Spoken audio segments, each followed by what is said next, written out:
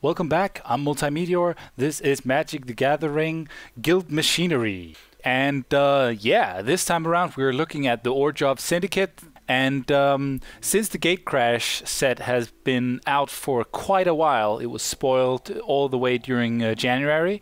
And it just came out on, I think, February the 2nd or something to that effect. Anyways, I thought I would switch it up a little bit, put a little bit more guild mechanic speculation things in this video, just to make it a little bit more meaty, because it's not going to be a surprise what the guild mechanic is, or at least to those of you who follow or who play Magic the Gathering actively. Anyways, in the original Ravnica block, the Orzhov guild was originally or primarily depicted in the Guildpact set, which came out around sometime in 2006, I guess. Most of the Ravnica sets came out around that time, something like that. Yeah, well, Ravnica City of Guilds came out in October 2005. Anyways, but yeah, we had the Haunt guild mechanic, which was it was pretty cool. It basically, well, let's not spoil it, we'll get into that very soon. And with the new guild mechanic, or with the Gatecrash set, we get the guild mechanic Extort. But along the way, we had a lot of speculation coming from the internets, of course, and I think we should take a look at the different kinds of guild mechanics that was proposed. But before we do that, let's just have a quick introduction to the Orzhov guild, or the Orzhov syndicate, and to well, I would say especially to Obsidat, the Ghost Council, which is, well, in terms of cards, it's an updated version of Ghost Council of Orzhov from Guildpact. The Orzhov Guild was founded on the belief that wealth is power, that structure breeds wealth, and that guild creates structure.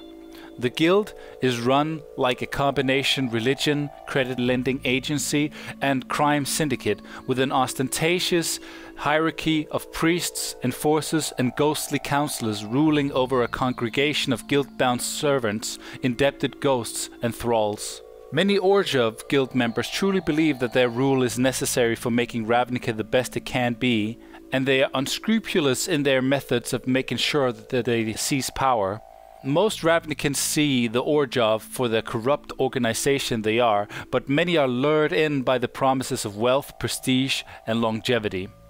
The Orzhov guild is ruled by the Obsidat, a council of ghostly autocrats who have maintained their wealth and power even as they've shed their mortal forms.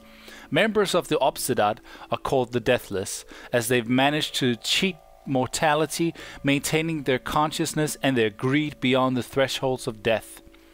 Most of the Deathless appear as morbidly obese high priests or noble, but sickly, pale, and ghostly in form. They are as paranoid and spiteful as dictators, often going out of their way to thwart ambitious underlings, crush rumor mongers, and spy on potential enemies. They crave wealth, respect, and loyalty. The Obsidat rarely speak directly with those outside the guild. Instead, they communicate through the official Grand Envoy, Teysa Karlov. By the way, before we go any further, I tend to say Orzhov, and it was commented on, and I believe that the person who commented on it is partly correct in saying that it's not pronounced Orzhov, but it's I know that wizards and everybody else tends to say Orzhov, or actually Orzhov, but that cannot be correct either if you kind of go into the whole thing about there being an Eastern European, first of all, that's one thing, an Eastern European influence linguistically when it comes to these names.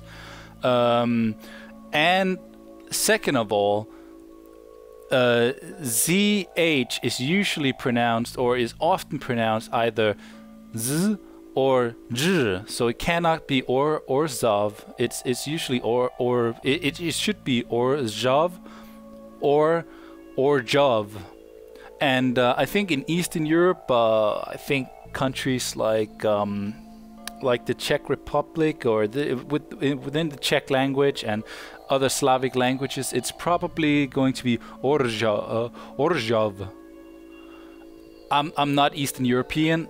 I do have I have taken courses in phonetics and phonology, but if some of you guys are from Eastern Europe or something to that effect or know better than me, then please correct me. But Orzhov to me just sounds wrong. It seems like, sorry to say it, but an Americanization of what should quite logically, when I look at the word, be pronounced either Orzhov or Orzhov. Anyways, I'm not gonna say Orzhov because that sounds pretentious, but I am gonna say Orzhov, even though it's probably gonna sting in you guys' ear. So I hope you bear with me. All right, let's first take a look at the 2 cards from the Guildpact set. Orzhov Euthanist is the first card we're going to take a look at from the Guildpact set. He's a 3-cost 2/2 with Haunt, and when he comes into play, or the creature it haunts is put into the graveyard, destroy target creature that was dealt damage this turn, which means that the Haunt effect is or reads like the following: when this card is put into a graveyard from play, remove it from the game haunting target creature. So when it comes into play, you kill a guy, then this guy dies at some point, and it haunts another creature, and then when that creature dies, you get to destroy another creature. So you actually get 2 kill spells, not necessarily in the sequence that you want, unless of course you can force it by killing the creature that you need and killing this guy and so on and so forth. But still, it's a very, very powerful and interesting mechanic.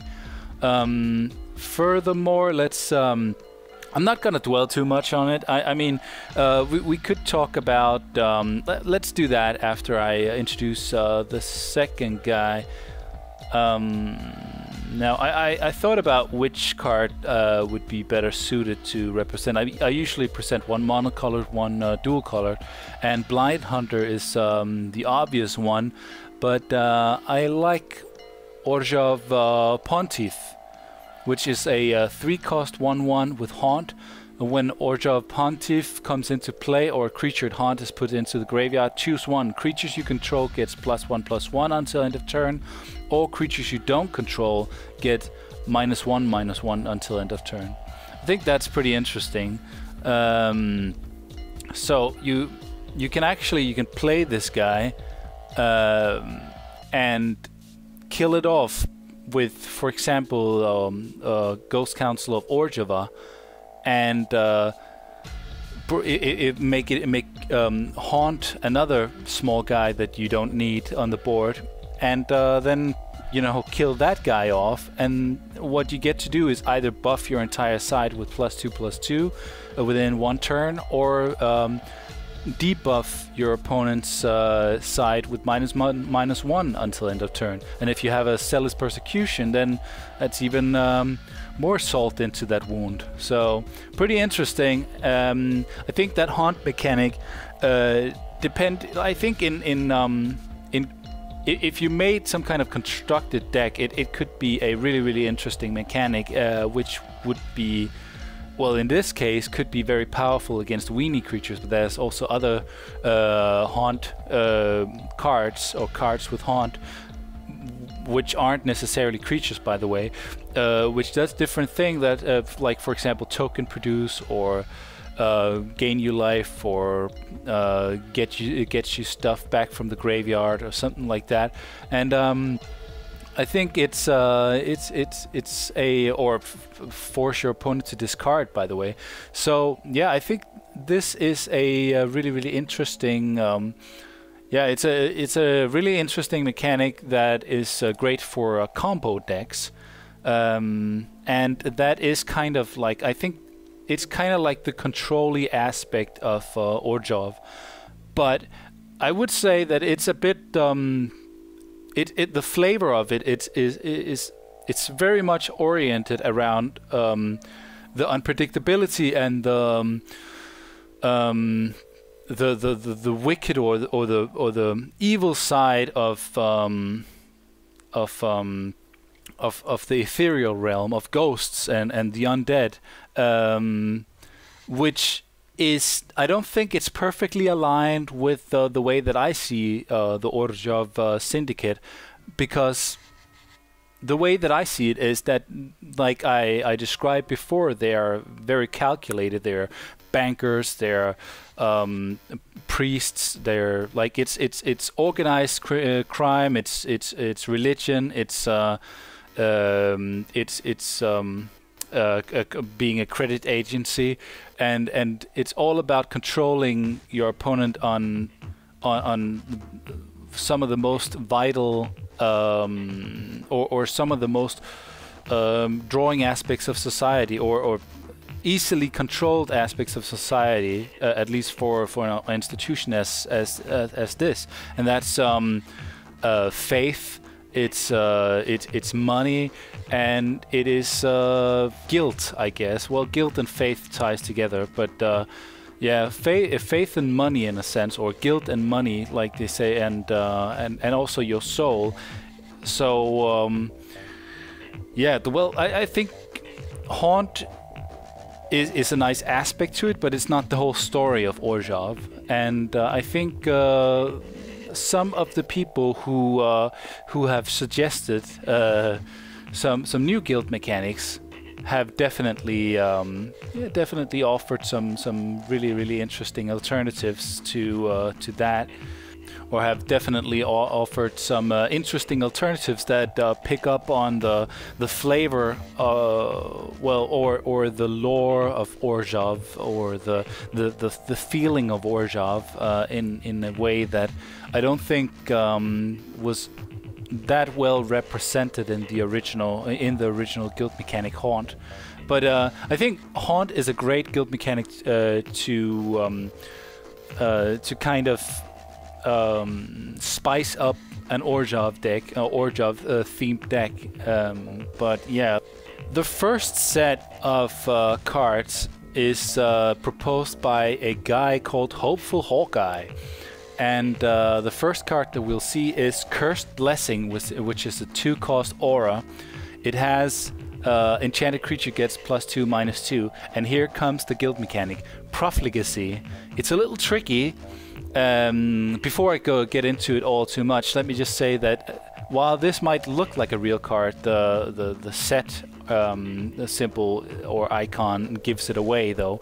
It is not. It is a proposed card by a guy by different people on forums, just like the other cards that I'm about to show, all the way up until Gatecrash. And I've made it into cards, which means that I've just scavenged my way through rummaged my way through Google to find pictures that I thought kind of represented what the card was about. So the card art is from Google Pictures, and all, like, a lot of different talented artists, which I've unfortunately had to rip off. And the card itself is from, well, where you normally see the artist, the card artist, or the image artist. This is where I put in the originator of, or the one who proposed the card on the forum, and that's Hopeful Hawkeye. Anyways, let's get back to it. Profligacy, or Profligacy, is an interesting word, which basically means, it means something along the line, or it basically means given over to dissipation, or dissolute, or recklessly wasteful, wildly extravagant. And that's, I really like the word. It's difficult to pronounce, which is also fun for me because I'm a bit of a Ciscipedalian. But The Profligacy, as a guild mechanic, means that whenever you cast a spell with Profligacy, you may pay double its casting cost, which is in this case 2 white and 2 black, and then you double its. If you do double all number values associated with a card, which means that enchanted creature gets +2 -2. Sorry, +2 -1 additional. Additionally, making it +4 -2. So Cursed Blessing could be cast for 2, making a creature, giving a creature +2 -1, or you could cast it for 4, making or giving that creature +4 -2. I think that's a really interesting guild mechanic. Here's another one, same originator. It's called Death Beckons. It's an instant spell for 3, and with Profligacy as well. And you get to destroy 1 target creature. Notice that it doesn't say destroy target creature. It says destroy 1 target creature, because then you have a numerical value that you can double. And if you could pay it for its Profligacy cost, which is 4 black and 2 colorless, then you get to destroy 2 target creatures. So it's actually not bad. It gives you options, and it makes your cards flexible. So that's pretty interesting, and it does kind of tie in with the whole thing about the Orzhov being bankers, having a lot of money to spend, and actually drawing on a huge amount of resource, both in terms of workers and money and souls and religious currency like faith and so on, and being able to draw a little bit more and then spend it to do the extra deal or whatever. So I think that's it has a nice flavor to it. Let's take a look at the Opulent Witch, which is a 3-cost hybrid colored creature. It's either any combination of 2 colored mana, either white or black, plus 1 colorless, is what I'm trying to say. And it's a 2/1 with Profligacy, so you can cast it for 6. Not entirely sure if that means that she'll come into play as a 4/2, because it does say if you do double all number values associated with a card, and I think if I cast a creature for 6, I would prefer it to be a 4/2 rather than a 2/1. But her abilities are pretty interesting as well. For any combination of 2 colored mana in either white or black, target player loses 1 life, and you gain 1 life. With the Profligacy active, you get to pay the same amount of mana, just 2 colored mana, and target player loses 2 life, and you gain 2 life. So that's pretty interesting. That's where you start earning that money or that mana back that you spent on casting it for its Profligacy cost. The second ability is for the same amount of mana, up to 1 target creature you control gains First Strike and Death Touch. So in this case, you get to give 2 of your creatures First Strike and Death Touch. Not as directly usable. I mean, it is usable definitely. And one thing that's pretty interesting is that you can actually, if for example, there is an effect in play that would do damage to you. If I remember I think there was a card back when I played Paper Magic that would do damage to you if you had mana open during the turn, or during the end step or upkeep or something. If your lands were untapped or something, then yeah, you would be able to use her as a mana sink. I mean, that's very situational, and that's not really applicable anymore because you can't get mana burned anymore. But still, it's pretty interesting that it's up to 1 target, which means up to 2 target creatures. And of course, the wording of this is to accommodate the fact that if you do cast her for her Profligacy cost, you will be able to target two of your creatures, but you can still use this ability if you only have one creature to target, or if you only want to target one creature. So pretty interesting card. Again, I think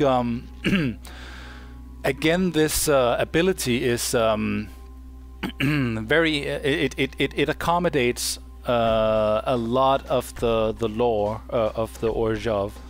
Here's the big bad girl. Plague Charm Angel is a 4-cost hybrid mana, all 4 mana in either white or black, any combination, and it's a 3/3. And of course it has Profligacy, it has Flying, it has First Strike, it has Lifelink, and whenever Plague Charm Angel attacks, the defending player must sacrifice 1 creature. So that's pretty interesting as well, because if you cast her for 8 rather than just 4, then you get essentially you get a 6/6 with Flying, First Strike, Lifelink, which is, I think that's fair when you cast it for 8. I think that's about the right that's just about the right size when you get Flying, First Strike and Lifelink. And when she swings in, defending player must sacrifice 2 creatures, and that's not, it's not destroy target 2 creatures when she swings in. No, it's sacrifice.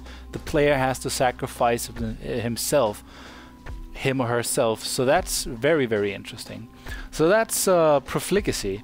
Very interesting. How does it work? I think just like the Haunt mechanic, it deals with one aspect of the Orzhov, and not so much with other aspects. But it's you can't nail them all in one guild mechanic. But I think it's really, really nice. I think it's a great guild mechanic.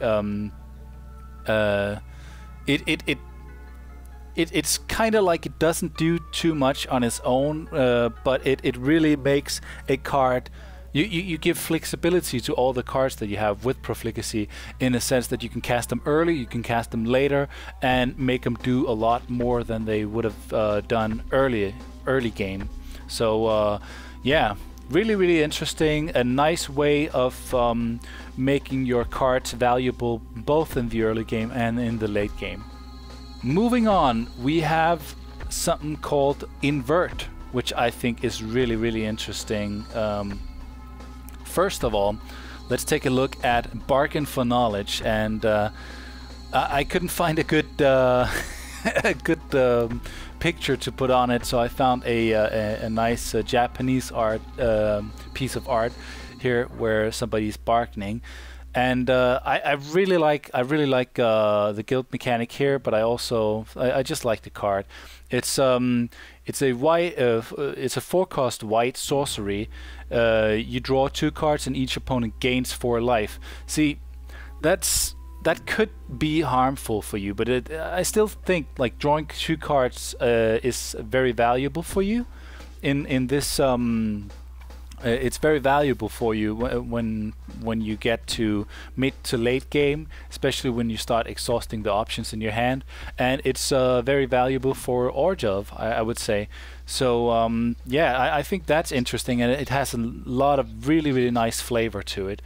Then you can pay for its its invert cost when you play it, instead of paying its regular cost, and then it becomes, rather than 1 white and 3 colorless, it becomes 1 black and 5 colorless. And then you can cast this spell for its invert cost. If you do, life loss caused by this spell becomes life gain, and vice versa. So that means that you draw 2 cards and each opponent loses 4 life, and that's really powerful. It's powerful in multiplayer. It's significant enough in just a 1v1 match. Very, very good card, I would say. So yeah, really good card. The second card with Invert on it is Ring the Chimes, which is a 2-cost sorcery. Put target creature card with converted mana cost 3 or less from your graveyard into play. You lose 3 life. If you pay the invert cost, which I think is a little undercosted if you ask me, but then again, it is still converted mana cost 3 or less. But the invert cost is 3, 1 white and 2 colorless. and that means that you basically get to put a target creature card with converted mana cost 3 or less from your graveyard into play, and you gain 3 life. So I think that's really interesting. That's a nice card that's useful both, well, I would say at least mid-game, when your opponent has removed some of the cards that you need down. That gains you some kind of board presence, or especially the combo creatures that does something for you. So yeah, really nice, interesting. Yeah, really nice and interesting mechanic. I think where it becomes flavorful, because it seems kind of like a trick, and it is in a sense. And the trick is that early game, before the Orzhov is has gained dominance over the region that they find themselves in, they try to haggle. They try to trade on equal terms. Yeah, sure, I get this creature, you get a little bit, or I lose some life, or I get 2 cards, you gain some life. It's all fair. It's all fair. But late game, when they start getting dominance and they start getting their presence down on the game, on the city, you see that suddenly they're not so willing when it comes to bargaining fairly. They want everything because now they can pay for it, and they both want the creature that you took away from them back, and they want life, or they want the 2 cards from the, or 2 cards, 2 spells, and they want you to lose life. So that's I think that's a really nice mechanic as well, and it's yeah, it has a really nice ring to it. Excuse the pun. It has a very nice flavor to it, and it when you think about it, it takes a little while because the name itself doesn't really chime in with the whole Orzhov, but it is very flavorful in the Orzhov direction, I would say. All right. Then we come to Blackmail. Bishop of Malefice is pretty interesting in my opinion. It's a 2-cost 1/2.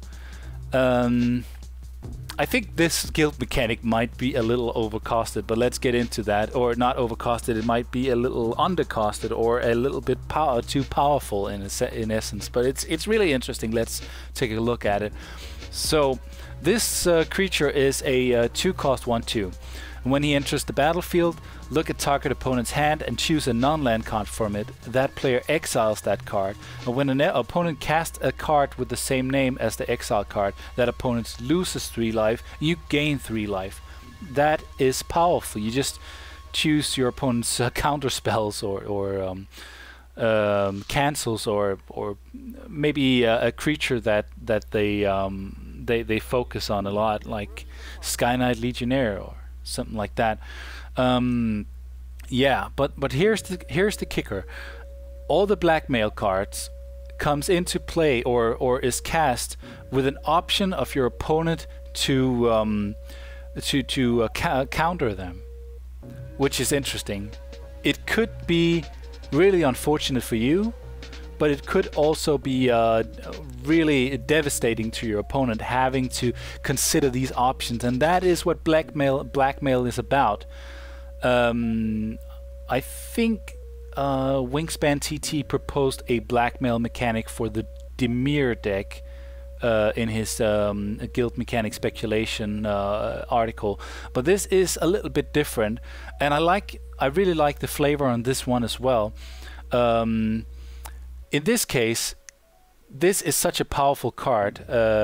For 2, it's really powerful. I can't believe he put it as a common. I think it should be rare or more expensive.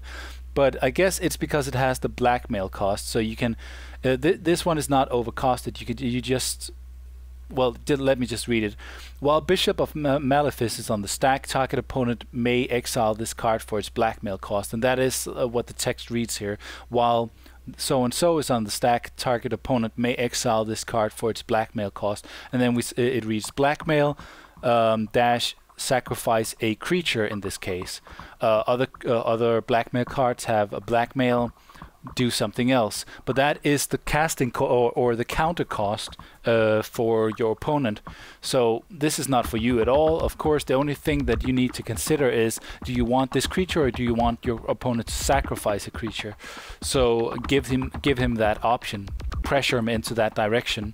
And I would say it's fairly cheap to sacrifice a creature if you have a lot of creatures, rather than having this guy down, because he could be devastating.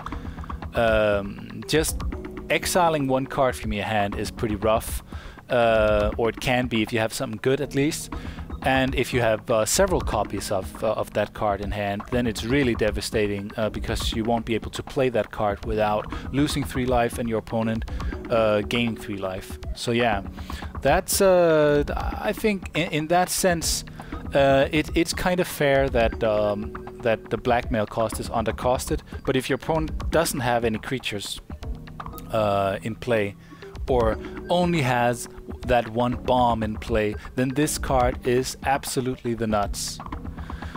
Alright, let's take a look at the next one, and the next one is Painful Options. I don't really care for the name that much. I think options sounds a little stupid. It sounds a little too contemporary. Not entirely sure what I would have put in instead. I think I would have called it something along the lines of Dire Decisions, or yeah, something like that. But anyways, it's a 3-cost instant spell, 1 black, 1 white, 1 colorless, and it exiles target creature. That's fairly cheap. Really good, fairly cheap, and it gives your opponent the blackmail option to pay 5 life. So you want to keep that creature. That might be detrimental. Sorry, it might be vital for your position on the board. You have to pay 5 life. So that's pretty interesting, I think. Really, really cool card. 5 life might be a little bit much, but then again, I think the balance is, and if this was a real guild mechanic that was proposed by Wizards, they would balance it out. But I think the trick is to find the correct balance that will give the players that quandary, or your opponent that sense of, oh, having to make a real choice here. And of course you would have to have some blackmail cards, which wasn't really much of a choice in some situations, but a huge choice in other situations. And then you would have to have these cards that really make a difference. The final blackmail card is really, really insane and interesting. It's Shadow of Judgment, and it's a 6-cost sorcery. 1 black, 1 white, 4 colorless, and you get to destroy all creatures that target opponent controls. Now, why is that insane? Well, first of all, it's insane because Mass Calcify is a white card that protects all white creatures but kills everything else. This destroys all creatures that target opponent controls. We have seen other cards like this, but it's still fairly cheap, and it saves your side. It doesn't say that the creatures are exiled or can't be regenerated, but it does say destroy all creatures that target opponent controls. And rarely will you be in a situation where your opponent can regenerate every creature he has. Often he will not even be able to regenerate. If you do it at the right time, he might not even have the mana open for it. Now, you can also play, have your opponent play it for its blackmail cost, which I think is truly overcosted.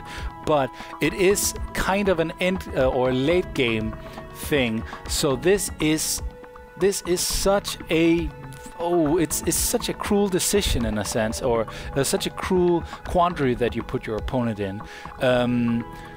Sacrifice all lands you control. That is what your opponent will have to do in order not to lose all his creatures. So if you play it at the right time, your opponent will either have his board wiped, or his at least his creatures wiped off the board or lose all his lands.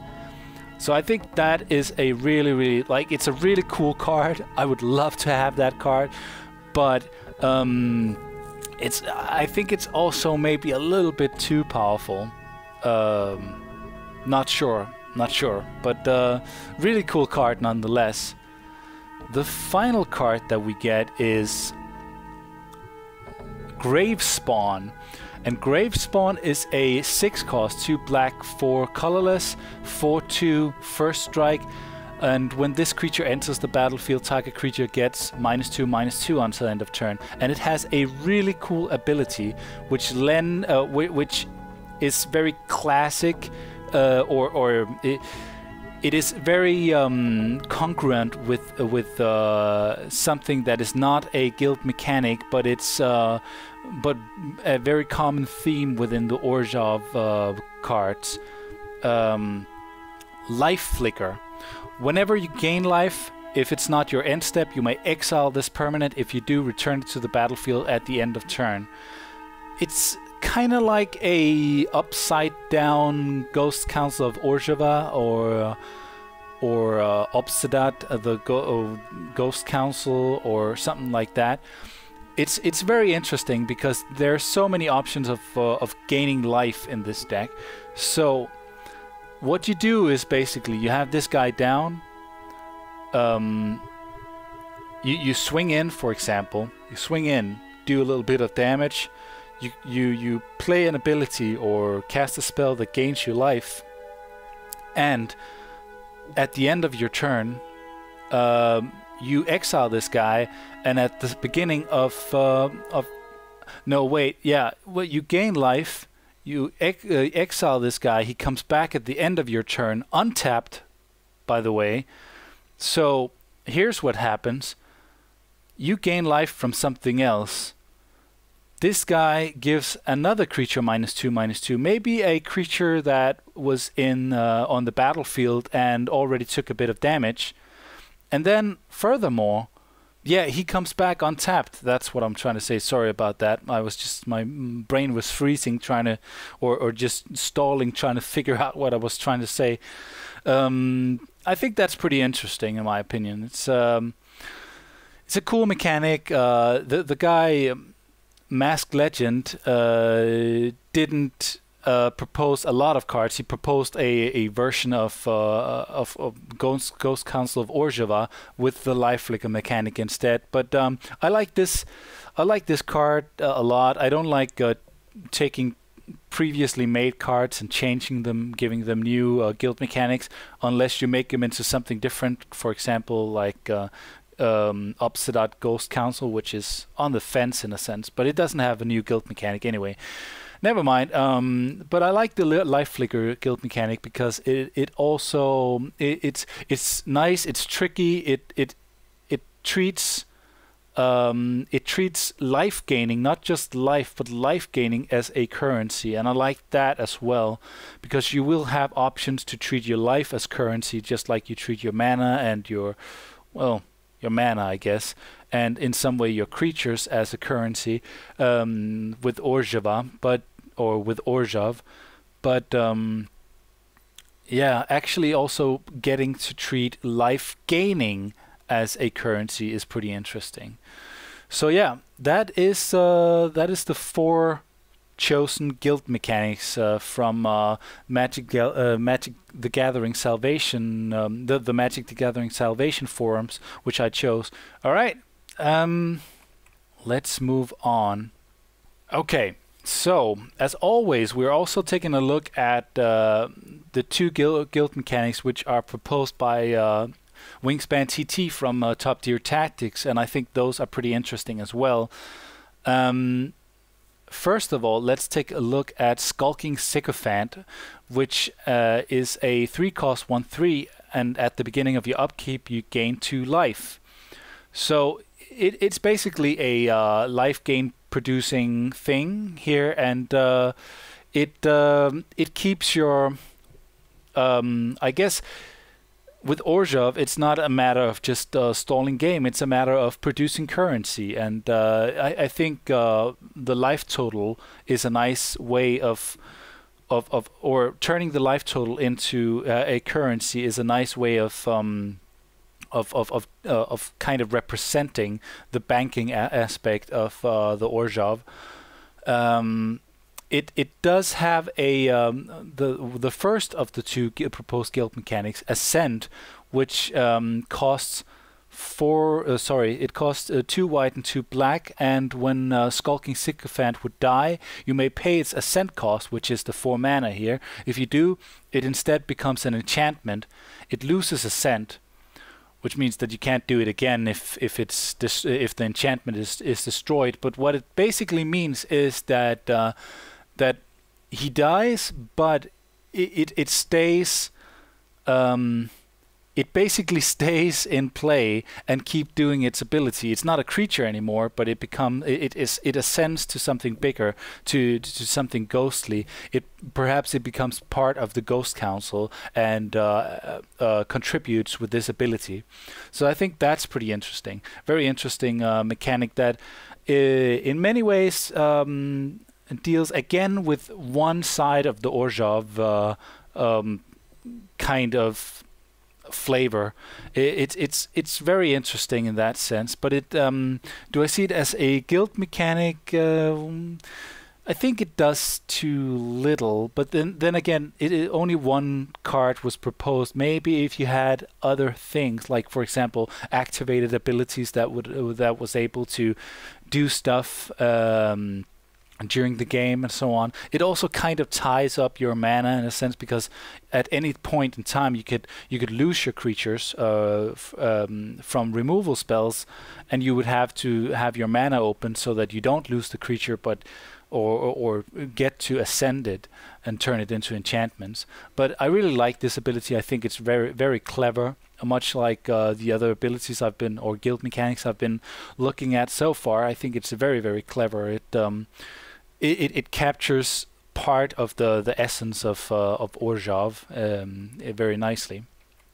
The next guild mechanic that was proposed on Top Tier Tactics was the depth counters, or depth, and he actually made 2 card proposals for that. The first one is Indentured Deacon, which is a 3-cost vampire, which it costs 2 black, 1 white, and it comes in as a 3/4 flying Death Touch lifelink, which is pretty insane. But it comes into play with 3 depth counters. Creatures with depth counters cannot attack or use activated abilities at the end of each turn, each controller's turn. At the end of each of their controller's turns, remove 1 depth counter from each permanent that player controls. So it's basically a what is it called? Phasing, or it's kind of like Suspend in a sense, which is the only thing I don't like about it. I like the flavor of it, that it's a depth counter, and it is in play actually. That's the thing. So it can be killed. That's the main difference from Suspend, because Suspend is in exile, or the suspended creatures are in exile, but the depth counters makes it so that these creatures can't do anything until they've paid their depth, and I think that's really awesome. The second card is Involuntary Donations, which is a nice. It deals very, very nicely with the depth counters from a different angle. It's a 5-cost sorcery, and it puts 2 depth counters on each creature. That is your creatures. It's your opponent's creatures, and basically it makes us. It's a. I guess it's a 2-3 turn fog. It's a 2-turn fog basically on both. On all, like on both sides. It's a 4-turn, I guess, fog. Your turn, your opponent's turn, your turn, your opponent's turn, and yeah, I think that's it. And it also makes it so that your depth counters are being removed just 1 turn before your opponent's depth counters are being removed. So it gives you an extra turn while they're indebted. I like that. That's pretty interesting. I think this would make a nice guild mechanic, but at the same time, it would also slow. Like if it was only spells that came into play with depth counters on it, then I think it would slow the deck too much down. But the fact that you have spells that are able to put depth counters on other creatures, you could also have creatures that would add a depth counter to target creature. For example, some kind of Orzhov a banker or something. Yeah. Then you could, in essence, tie down your opponent's side.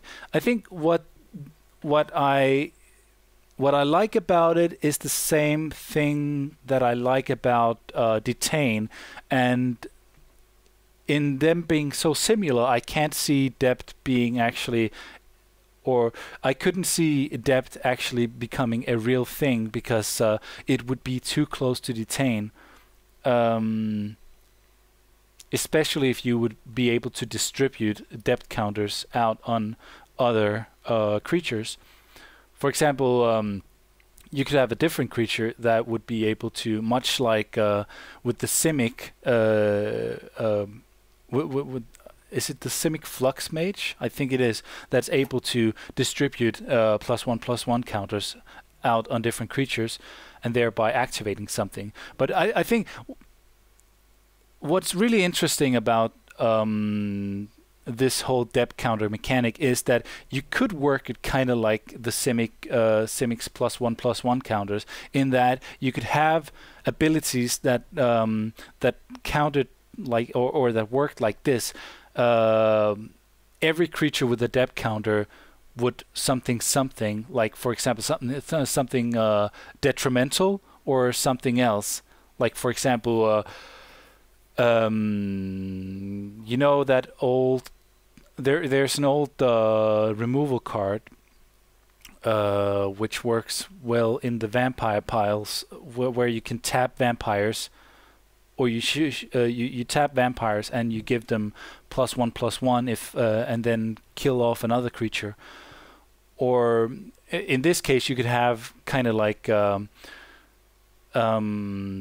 play this spell, tap all creatures with depth, and gain as much life as you have depth counters, or something like. You can do a lot of things with it that would be really interesting. Something that kind of resembles the graft evolve mechanic on the Simic side, where you use the depth counters to kind of like distribute abilities or conditions or something onto the different creatures. I kind of like that. That's a nice idea. That's a nice way of, or that could be a very nice way of working or giving the depth counters breadth. And I think this is something that would work well with the guild, with credit, with what's the last thing or the final thing?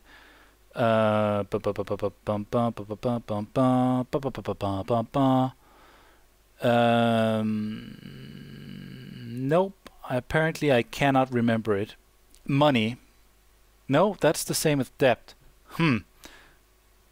I want to put it into 3 because there's the like religion, credit lending agency, and crime syndicate. Okay, I guess I could see it in this way. Like it's faith, it's fear, it's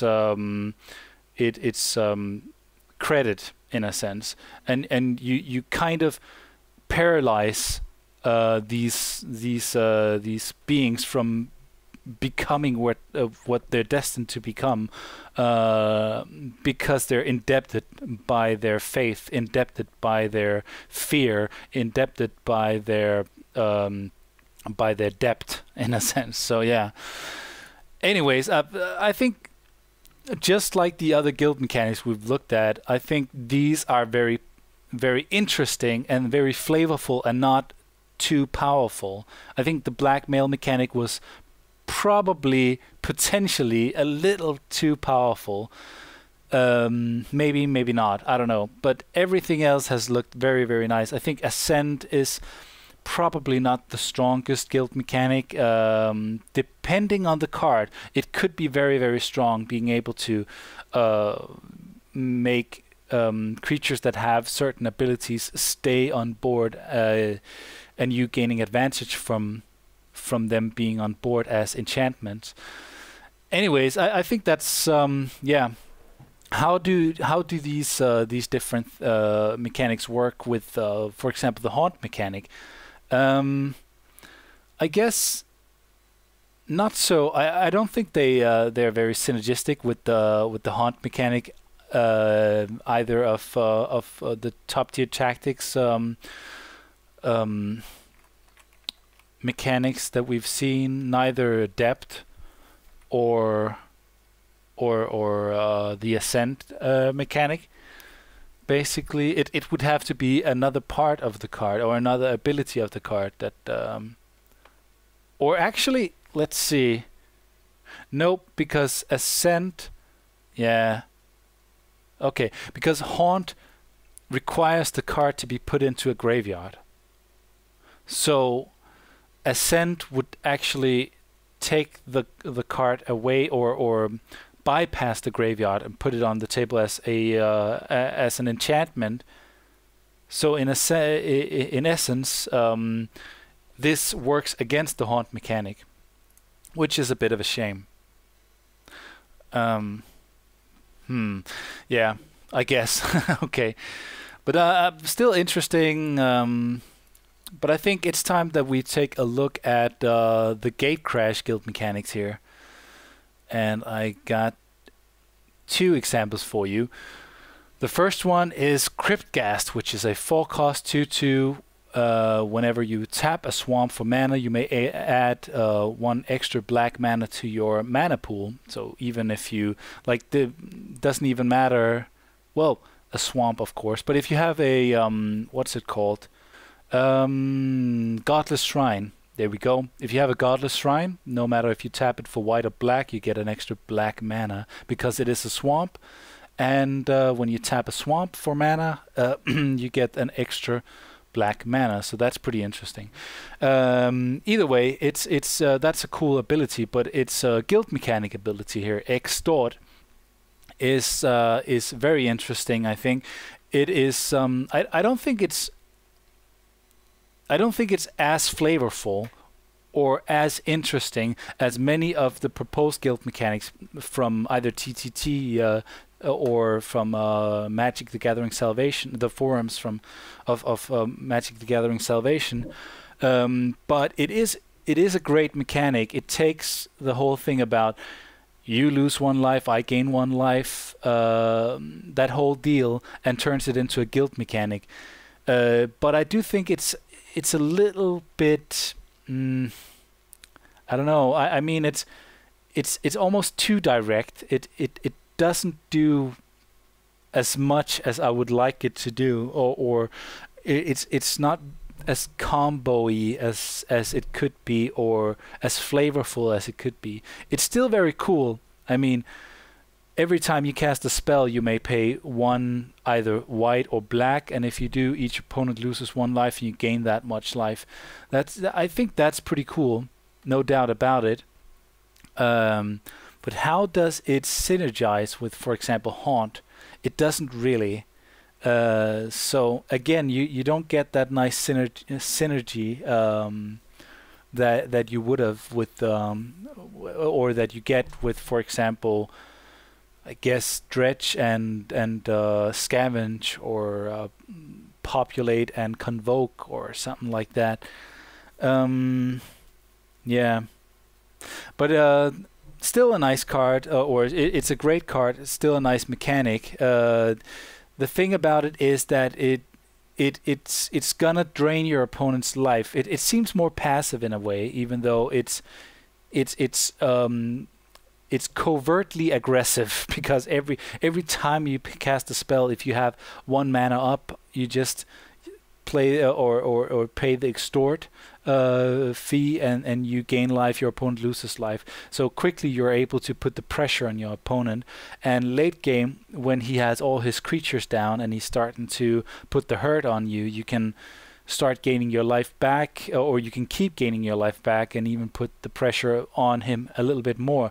And what I do like, which is awesome in terms of flavor, is that it kind of puts the Orzhov deck in a position where it can control and hurt your opponent from a distance. It doesn't control his creatures, it doesn't control his cards in hand, it doesn't control his board state, and it doesn't really control the tempo other than you put him on a clock, in a sense, as long as you keep drawing spells and you have enough mana up for being able to pay the extort cost.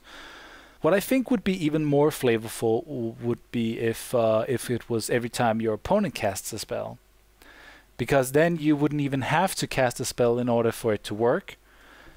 Furthermore, it would kind of tell you that the Orzhov Guild or Orzhov Syndicate has their fingers so deeply rooted into the fabric of Ravnica that when another guild or another mage tries to do something, they would have to get through the crime syndicate, religious banking bureaucracy, and would have to pay one life, which of course ended up in the vaults, the bank vaults of the Orzhov Syndicate. I think that would be more flavorful. So I think a lot of people are on the fence with Extort. I think everybody agrees that it is a great and powerful ability, but it's is it fast enough? Is it good enough? Well, it's decent. It's a great support. It's a great support strategy for a control or late game deck, or it's a nice way of dinging your opponent or pinging your opponent for some damage when it's difficult to get in, or even when it's not, just getting in for extra damage. Yeah. All right. The final card we're going to take a look at is the Treasury Thrall, which is a 6-cost 4/4, also with Extort. It's a 1 black, 1 white, 4 colorless creature. And whenever a Treasury Thrall attacks, you may return target artifact, creature, or enchantment card from your graveyard to your hand. Really, really awesome card, in my opinion. It's a little slow, of course. It's a 6-cost, but it is awesome if you get it down on the table. If your opponent is not successful in removing it fast enough, you get to swing in. You get to return anything from your graveyard, more or less, artifact, creature, or enchantment. And yeah, I think that's just powerful. Play with a couple of these and you will be able to get that first Treasury Thrall that your opponent was successful in removing back and put it into your hand. Get that down, and you can pretty much just take advantage of most of your graveyard there. But yeah, with the Extort ability, that just makes for, that just puts another Extort guy down. And in a sense, I think Extort is similar to Exalted in the sense that you can afford to have creatures down on the table which are in a traditional sense passive. Meaning that they don't attack, they don't block. They might block, but they're not offensive. They're passive in the sense that they're just on the table doing something else. They're doing something sort of passive, and what they do is that you cast a spell, and for every Extort creature you have, you're able to do 1 point of damage. If you have 3 guys down with Extort, you're able to do 3 points of damage if you have enough mana for it, and gain 3 life. You could do that every turn or every time you cast a spell. So I think that's immensely powerful. Yeah. Before we end it here, let's just talk about quickly what do you guys think would have been an interesting guild mechanic? Do you like Extort? Which do you like the more or the most, Haunt or Extort? Do you see some kind of combo between Haunt and Extort that I don't see? Wouldn't it require some kind of creature on the side that, I don't know. It does seem to me that it's not really an obvious combo, and they're not synergistic at all. Also, furthermore, I don't know. Like I said before, I kind of like Extort, but I think I would have tweaked it to be whenever your opponent casts a spell, just to make it more flavorful. And also to free up your mana in a sense. Maybe that's the whole thing about, like, you get to control when you gain the life and your opponent loses the life, and the downside is that you will have to spend the mana when you're actually casting spells yourself. So it means that in order to gain the life and ping your opponent, you will have to have the mana up. You have to pace a little bit slower, pace your play style a little bit slower. And yeah, I don't know. Which one of the proposed guild mechanics from Top Tier Tactics and the Magic the Gathering Salvation forums did you guys like? Would there be any of these that you thought would have been awesome to have in play? Are there some of them you think are a little ridiculous? Some of them that you think are worthless, useless, or just great? Yeah. Just let me know in the comment section. Like always, I love interacting with you guys, and it would be awesome to hear from you, to hear what you guys think about, well, the whole thing, everything that I've talked about so far. So thanks for sticking with me in this long video. As always, I am multeyemeteor. This was Guild Machinery, looking at the Orzhov guild mechanics. Hope you enjoyed. Later!